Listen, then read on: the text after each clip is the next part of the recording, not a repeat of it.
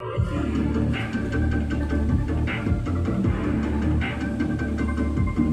question for Mr. Juro.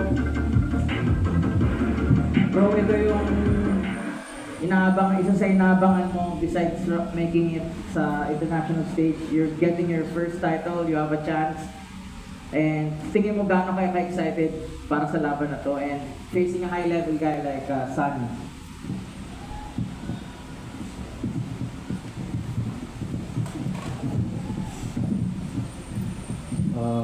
Sobrang excited ako kasi ito yung first title ko sa MMA. And yun, pinagandaan ko talaga ito na mabuti.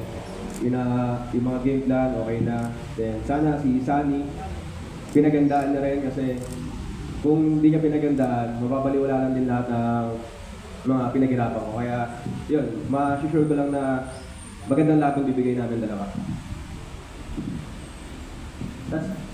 Question din, saan nanggaling yung moniker mo na Black Panther and ano yung nag-inspire sa'yo na gamitin? Nagbigay talaga sa akin nun yung partner ko. Then, yun, nagsimula sa mga laban yun. Kasi yun.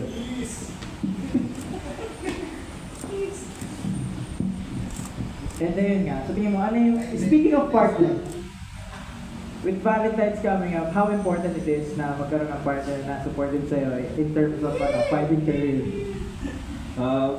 Masaya kasi di naman lahat supportive talaga eh. Kumbaga iba pipigilan ka lang pag sa training. Eh sa akin naman, buhos talaga siya. Yung supporta niya na doon.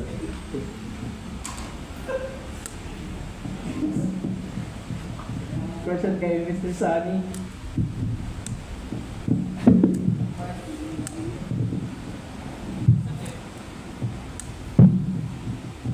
Yun din, same question. Di ba ka before for belt din against Jeff, no? Yes, po. So, ano yung adjustments na ginawa mo for this camp?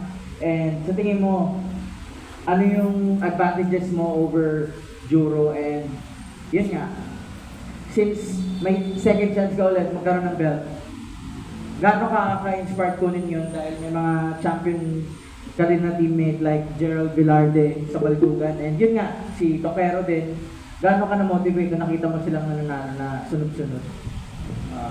Para sa akin, yung nakikita ko na sunod-sunod na manalo, yun nga, yung simula pa dati sa training, nung lumaban ako ng championship belt title, is after noon, mas nagpursigi ako ng training, mas sinabi ko sa sarili ko na kailangan kong i-motivate yung sarili ko, kailangan kong palakasin kung saan ako mahina.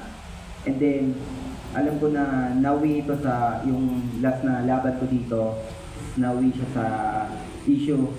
And then, bagamay okay na, naka-recover na ako doon. Then ngayon, yung laban na to, pinagandaan ko, motivated ako ng mga coaches ko, and then mga senior ko, then ng mga junior ko.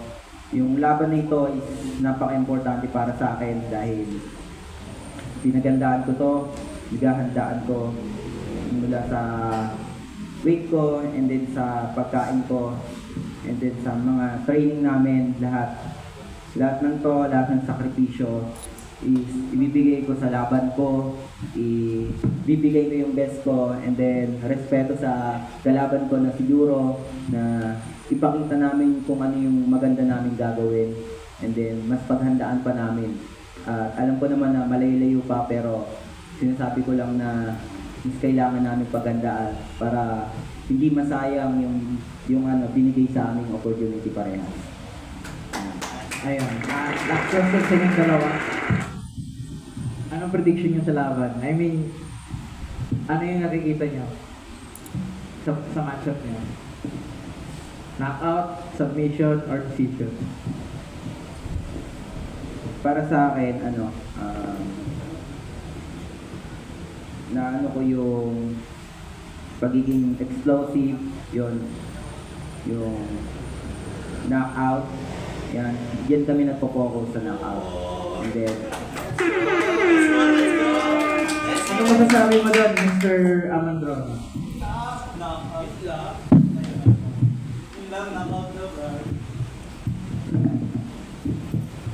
Same lang din. Dalawa lang naman yan eh. Kung di mapunta sa knockout, submission. Ayun lang ano. Pero sana magagawa niya. Ayun.